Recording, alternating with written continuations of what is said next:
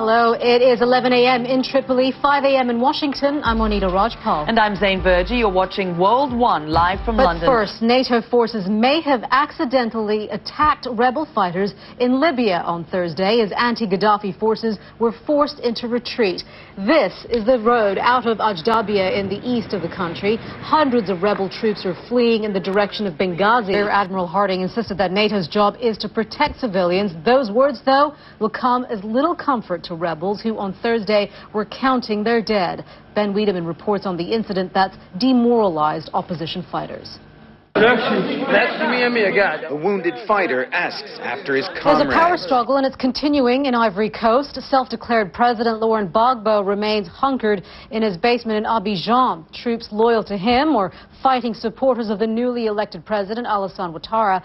Caught in the middle are thousands of refugees who the Red Cross is trying to reach. Mr. Ouattara addressed the nation Thursday, saying Gbagbo's refusal to leave office has created this humanitarian crisis. We want to take a look now at what newspapers around the world are saying about this. London-based The Independent says removal of the old leader will do nothing to heal a bleeding nation torn in half. It goes on to say both sides are implacably opposed to each other's existence and have been fed a daily diet of propaganda for trust between, which leaves little room for trust between the two camps. From The Australian, the headline here says the Ivory Coast troubles far from over. It goes on to say, the standoff between Ouattara and Gbagbo forces in Abidjan is a crucial moment for the future of Ivory Coast, but there are no guarantees that replacing Gbagbo with Ouattara will bring the lasting democratic change many expect. And finally, the Wall Street Journal's Europe edition has a headline, "We're all interventionists now." It says, misrule seems to be the only constant in a country that has traced the same sad riches to rags arc of most of post-colonial Africa. A little bit about those major aftershocks in Japan. Let's go to our meteorologist, Ivan Cabrera from the World Weather Center. Ivan, it was quite a large one yesterday. I believe it was 7.4? It's a major earthquake. You're absolutely right. And we get a 9.0. That was the original quake, right? The main quake. You expect upwards of 10 7.0s or higher during the weeks and months following that great quake. And so we're not out of the woods as far as significant quakes that could cause extensive damage. Let's check in on here. By the way, the 7.1 yesterday was the same magnitude that Haiti got. The reason it wasn't as bad here is because it was offshore and it was deeper here. But there's the aftershock. To the east is the main quake several weeks ago. If this had triggered a tsunami, we had been talking about the potential for that was there. We would have had seconds because these things travel rather quickly. They say it's good to put yourself in someone else's shoes, but Christian Louboutin disagrees. The Paris designer is suing Yves Saint Laurent America, accusing its rival of selling footwear with red soles that are virtually identical to its own. Louboutin says that he got the idea after painting red nail polish on the black soles of a pair of women's shoes. Monita, you may have some comments on that. Pedro, I'd be worried if you do. Actually, you should know. No, I do know, and I know how important shoes are in the lives of women, so I would never make fun of a story like this. No, okay. Well, no, but those are famous around the world, obviously. Yes, so I understand. Right. Well, speaking of being famous around the world, but golfers. Yeah, they are. They are in Augusta right now. Europeans doing well. They are. You know, no European golfer has won the Masters since 1999. That drought could come to an end because after the first round, it's a Northern Irishman and the Spaniard who are leading the way. Let's get you caught up on what happened at Augusta National. 8 agencies are saying the humanitarian situation in Libya is getting worse. They are trying to bring in food, water, and medical supplies for the tens of thousands of people caught up in the conflict. Many, mainly foreign workers, are trying to get out of the country, but that's easier said than done, as Fred Pleitgen reports.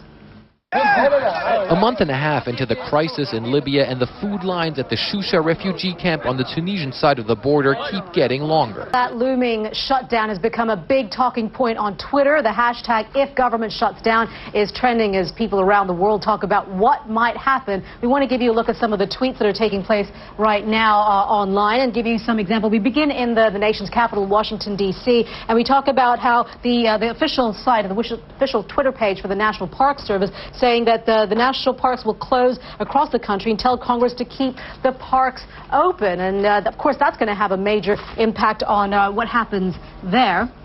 Then we go over to New York and Vox. There is absolutely no logical reason for the federal government to be shut down. It's pure political theater. And then over down there in Arkansas, Douglas Wilson says we should not have to pay taxes if there is a government shutdown. Interesting point. Then across the pond there onto the continent in Europe, we have Divya Shablani in Spain saying the country will just be fine. If you don't believe me, ask Belgium. They're running without a government. Good point there, Divya. So just a sample there of some of the opinions on what would happen if they just don't seem to get it together there on Capitol Hill. This is World One live from London. You can call it speculation, wild rumor, or just some guesswork. A lot of people are trying to figure it out. Who will make Kate Middleton's wedding dress, and what will it look like? One of a bride-to-be's most agonizing choices, what to wear on her big day. So imagine having to make it with the entire world watching and everyone having an opinion. That is the situation Kate Middleton is finding herself in, and as speculation about the royal wedding dress reaches fever pitch. The dress Diana wore when she married Prince Charles was seen as the most guarded secret in fashion history. In the U.S., you can catch it at 9 a.m. Eastern or 6 a.m. Pacific.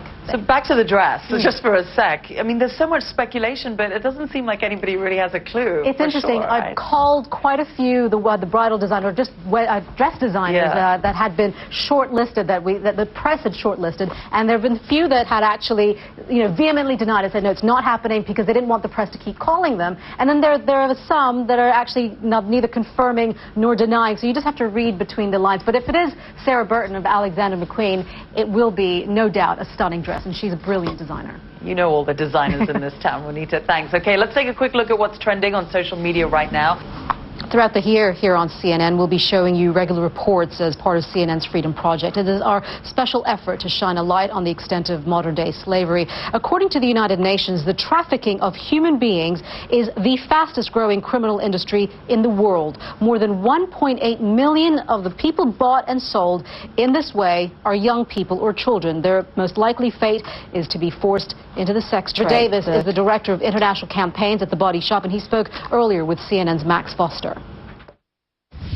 When we were launching the campaign in Denmark, we had over 1,000 of the Body Shop customers. World One live from London, I'm Zain Verjee. I'm Monita Rajpal. Thank you for joining us. We want to leave you with a look at these pictures from the U.S. state of Minnesota. They're pretty amazing. What you're looking at right now is this huge sheet-like chunk of ice. You can see it.